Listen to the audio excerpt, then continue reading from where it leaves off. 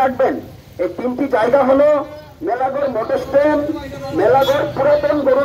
আমরা বিশেষভাবে বলছি যে এই তিনটি জায়গাতে সমস্ত অন্য কোথাও বাইক দাঁড় করিয়ে রাখলে আপনাদের কাছ থেকে আর্থিক জরিমানা করা হবে এবং সমস্ত গাড়ি চালকগণের উদ্দেশ্যে জানানো যাচ্ছে যে যাত্রীবাহী গাড়িগুলি যাত্রী নিয়ে মেলাগড় মোটর স্ট্যান্ড থেকে আপনাদের অবগতির জন্য আমরা বিশেষভাবে বলছি যাত্রীবাহী অটো এবং রিক্সা এবং সমস্ত যাত্রীবাহী গাড়ি যে অবস্থা, মানুষ এখানে রাস্তা থাকতেই চায় না। এর মধ্যে আরেকটা বিশেষ হেডেক হচ্ছে যেটা সাধারণ মানুষ আমজনতা যারা বাইক চালাচ্ছেন ওনারা বাইকে হেলমেট পরছেন না, সেটা ওদের ব্যাপার। কিন্তু এরপরে দেখা যাচ্ছে বাইকগুলিকে তারা মেন রুটের উপরে দাঁড়া করিয়ে রাখছেন। এতে করে কি হচ্ছে, অন্য গাড়িগুলি পাস হতে পারছে না, খুব ভীষণ একটা ডিস্টারবেন্স তৈরি হচ্ছে।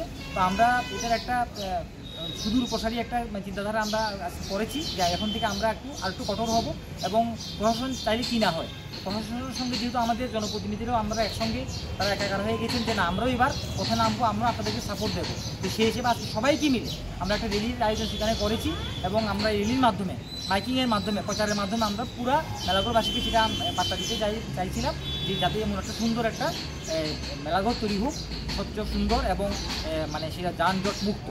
তো এটা আমরা আজকে প্রয়াস জারি রেখেছি। তা আমরা কালকে থেকে পুরো ফুল প্লেজেটে ফুল সুইংয়ে আমরা মাননীয় আমাদের ওসি সাহেব আছেন, পুলিশ প্রশাসন আছেন, খুব সবসময় ওনারা আমাদেরকে সাহায্য করেন, আজকেও আমাদের সঙ্গে রয়েছে। তা আমি একটু আশাবাদী, খুব হোপফুল যে আমি ওনাদের সাহায্য নিয়ে আগামী দিনে আমি মেলাগড়কে আরও খুব সুন্দরভাবে এগিয়ে নিয়ে যাওয়ার ক্ষেত্রে আমি একটা অগ্রণী ভূমিকা সেখানে পালন করতে পারব।